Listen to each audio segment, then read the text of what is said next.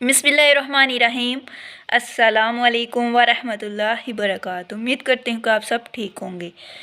आज मैं बात करने लगी हूँ कि जो इंडिया में एक ऐसा प्रोग्राम हुआ है जिसने पूरी दुनिया को हिलाया, हमारी नौजवान नस्ल को सोचने पर, गौर व फिक्र करने पर और तहकीक करने पर मजबूर किया। वो शो कौन सा है, वो प्रोग्राम कौन सा है कि एक इंडिया का राइटर है, ठीक है, वो हमारा एहतराम है, हम उसका एहतराम करते हैं क्योंकि हमारे दीन ने, हमारे इस्लाम ने, हमारे खुदा ने, हमारे प्यारे मोहम्मद सल्लल्लाहु अलैहि वसल्लम ने सिखाया है कि हर किसी का अदब करना है। जो बड़ों का अदब नहीं करता वो मेरी उम्मत में से नहीं है, ठीक है। वो हमसे बड़े हैं, हम उनका अदब करते हैं, एहतराम करते हैं, ठीक है। अल्लाह ताला जिसे चाहे हदायत दे सकता है और जिसे चाहे गुमराह कर सकता है, ये मेरे अल्लाह का इख्तियार है, ठीक है।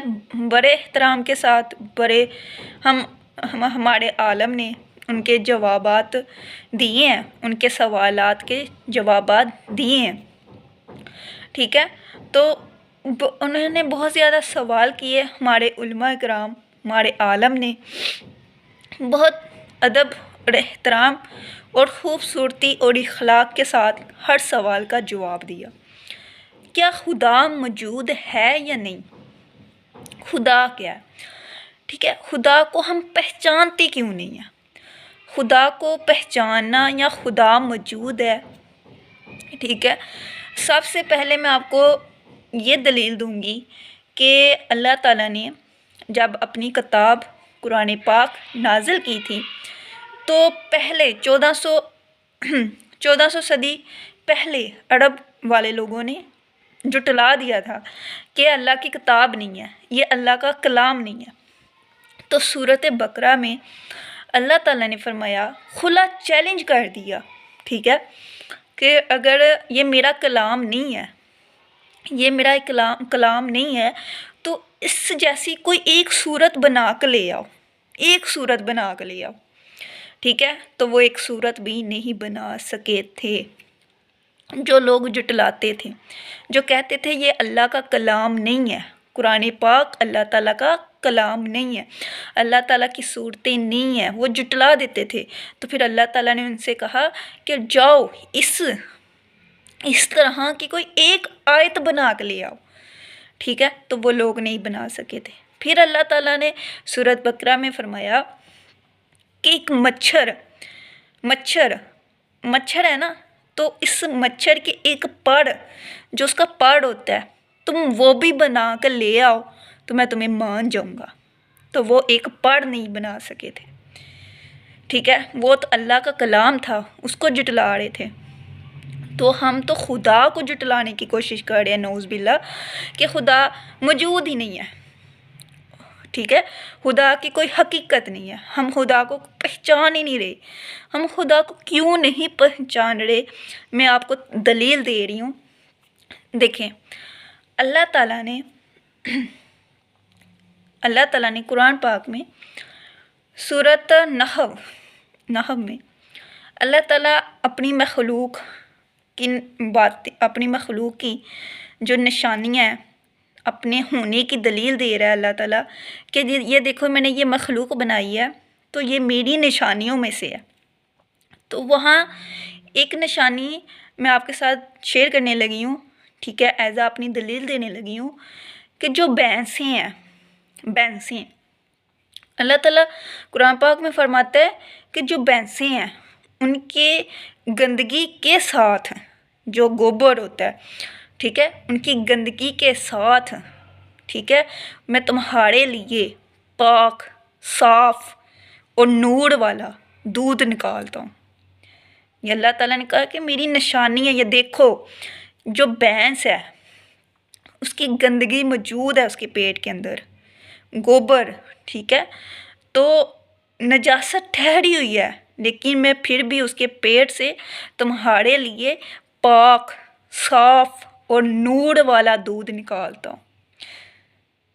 नूर वाला दूध, इससे से बढ़कर दलीलें हैं मेरे रब की। تو اللہ تعالیٰ کی آپ کے سامنے کون کون سی دلیل دے کے میں موجود ہوں، ٹھیک ہے؟ اللہ تعالیٰ موجود ہے، اللہ تعالیٰ کی حقیقت ہے، اللہ تعالیٰ کا وجود ہے، وہ ایک ایسی ذات ہے جو ہمیشہ رہنے والی ہے، ہمیشہ قائم رہنے والی ہے۔ ہم نے فنا ہو جانا ہے، یہ دنیا نے ختم ہو جانا ہے، لیکن اس ذات نے ختم نہیں ہونا، ٹھیک ہے؟ اب دوسری بات، سورۃ زمر میں اللہ تعالیٰ فرماتا ہے کہ انسانوں نے، یہ میری بنائی ہوئی جو دنیا ہے نا، انہوں نے میری قدر نہیں کی۔ اگر اللہ نہ ہوتا تو اللہ تعالیٰ یہ فرماتا کہ انہوں نے میری قدر نہیں کی، یہ میری قدر نہیں کرتے، اس کے باوجود بھی یہ مجھے جھٹلاتے ہیں، مجھے مانتے نہیں ہیں، مجھے پہچانتے نہیں ہیں، ٹھیک ہے؟ تو میں پھر بھی ان کو دے رہا ہوں، میں اس کو بھی نواز رہا ہوں جو میرا انکاری ہے، جو مجھے جھٹلاتا ہے، جو مجھے مانتا نہیں ہے، میں اس کو بھی دے رہا ہوں، ٹھیک ہے؟ ایک صحیح بخاری کی حدیث ہے جس میں آپ صلی اللہ علیہ وآلہ وسلم نے فرمایا کہ ایک شخص ان کے پاس آیا، ایک صحابی ان کے پاس آیا، تو اس نے عرض کی کہ یا رسول اللہ، اگر کوئی مانگنے والا آئے تو وہ حقدار بھی نہ ہو تو کیا اسے دینا چاہیے؟ تو آپ صلی اللہ علیہ وآلہ وسلم پر قربان جاؤں، ان پہ میرے ماں باپ قربان، میرے پیارے نبی نے، میرے آقا نے، میرے سردار نے کیا خوب الفاظ فرمائے۔ میرے آقا نے فرمایا کہ جب اللہ تعالیٰ اس شخص کو بھی دے رہا ہے جو اس کا حقدار نہیں ہے،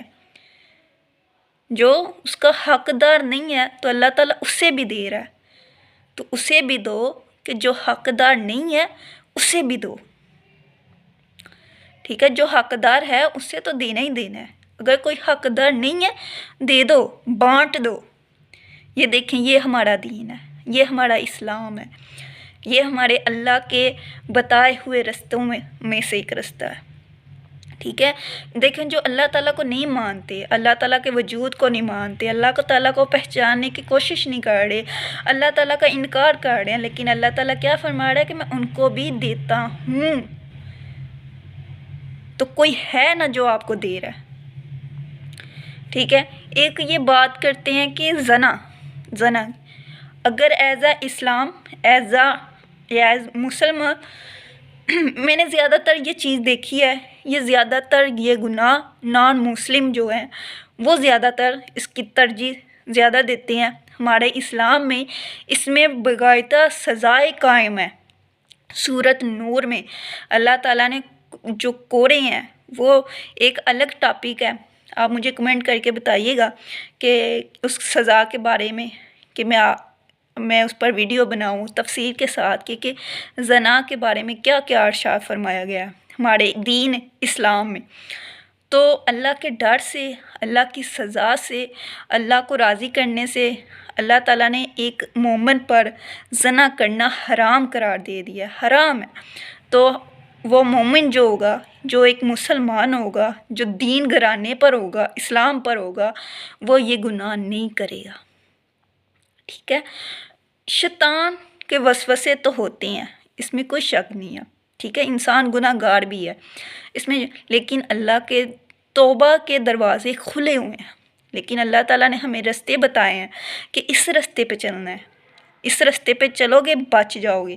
اگر گناہ ہو جاتا ہے تو اس رستے میں تمہارے لیے یہ ہے، یہ سزا ہے، اس کو سزا کو پورا کرو، توبہ کرو، سچی توبہ کرو، اور مجھ پر یقین رکھو کہ اللہ معاف کرنے والا ہے، تو بے شک اللہ معاف کرنے والا ہے۔ تو اللہ تعالیٰ نے ہمیں رستے بتائے ہیں اپنے محبوب کے ذریعے، اپنے نبیوں کے ذریعے ہمیں رستے دکھائے ہیں، رستے بتائے ہیں کہ کس رستے پہ چلنا ہے، تمہارے لیے بہترین رستہ ہے، ٹھیک ہے؟ تو جب اللہ تعالیٰ نے ہمیں ان چیزوں کے بارے میں بتا دیا، دیکھیں ایک چھوٹی سی مثال دیتی ہوں، شراب ہمارے مذہب میں حرام ہے، ٹھیک ہے؟ تو ہم ایسے گناہوں میں ہمیں گائیڈ کیا گیا ہے، ہمارے نبی نے ہمیں اچھی طرح گائیڈ کیا ہے، اچھی طرح ہمیں سمجھایا ہے، ہمارا دین کھول کھول کے اللہ تعالیٰ کی نشانیاں بتا رہا ہے کہ اللہ ہے، اللہ موجود ہے، اللہ کی حقیقت ہے، ٹھیک ہے۔ اللہ تعالیٰ قرآن پاک میں اپنی نشانیاں کھول کھول کے بیان کر رہا ہے، ٹھیک ہے۔ تو اللہ جسے چاہے ہدایت دے سکتا ہے اور جسے چاہے گمراہ رکھ سکتا ہے۔ ہم اللہ تعالیٰ یہ دیکھیں، ہمارا اسلام اتنا پیارا دین ہے، ہمارے اسلام میں ہر مذہب کا احترام سکھایا گیا ہے کہ ہر مذہب کا احترام کرنا ہے، کسی مذہب کی توہین نہیں کرنی۔ کون سا مذہب ایسا سکھاتا ہے کہ تم نے دوسرے مذہب کا بھی احترام کرنا ہے؟ واحد ایسا مذہب اسلام ہے جو یہ بھی سکھاتا ہے کہ تم نے دوسروں کے جو مذہب ہیں ان کا بھی احترام کرنا ہے۔ تو اللہ کی حقیقت ہے، اللہ موجود ہے، اللہ ہمیشہ موجود رہنے والا ہے، وہی ذات قائم دائم رہنے والی ہے، باقی ہر چیز ختم ہونے والی ہے، ہر چیز نے فنا ہو جانا ہے، ہر چیز نے ریزہ ہو جانا ہے، ہر چیز نے ختم ہو جانا ہے، بس ایک ذات باقی رہ جانی ہے، وہ ہے میری ذات اللہ تعالیٰ کی، میرے اللہ کی ذات ہے۔ تو اپنے اللہ کو پہچان جاؤ، اپنے اللہ کی حقیقت کو پہچان جاؤ، غور کرو۔ اللہ تعالیٰ قرآن پاک میں فرماتا ہے کہ تم غور و فکر نہیں کرتے، غور و فکر کرو، تحقیق کرو، سوچو کون ذات ہے جس نے آپ کو اتنی پیاری آنکھیں دی ہوئی ہے، جس آنکھوں کے ذریعے آپ اتنی دور دور تک دیکھ سکتے ہیں، ٹھیک ہے۔ اگر مثال کے طور پر یہ آنکھیں ہیں، ان کی نظر کمزور ہو جائے، دوبارہ کوئی اس کی نظر ٹھیک کر سکتا ہے؟ وہ اینک جو لگ جاتی ہے، شیشے بھی لگ جاتے ہیں، لیکن جو کم ہو چکی ہے وہ دوبارہ کوئی نہیں صحیح کر سکتا۔ تو جو پہلے سے ہی نظر ہوتی ہے اللہ تعالیٰ، دیکھیں حضرت یعقوب علیہ السلام کی چلی گئی تھی نا نظر، لیکن حضرت یوسف علیہ السلام کی قمیض مبارک جب انہوں نے آنکھوں پہ لگائی تو ان کی نظر واپس آ گئی۔ تو اس سے کیا ثابت ہوتا ہے کہ جو دین پر ہوتا ہے، اللہ تعالیٰ کے دین پر، حق پر ہوتا ہے، اللہ تعالیٰ پر یقین رکھتا ہے، اللہ کو پہچانتا ہے، اللہ کی توحید کی گواہی دیتا ہے، تو اللہ تعالیٰ اس کی نظر کو بھی واپس لوٹانے پر قادر ہے۔ تو کیوں نہیں آپ اپنے اللہ کو پہچانتے؟ اللہ ہے، اللہ موجود ہے، اور ہمیشہ موجود رہنے والی ذات واحد ہے وہ۔ السلام علیکم ورحمۃ اللہ وبرکاتہ۔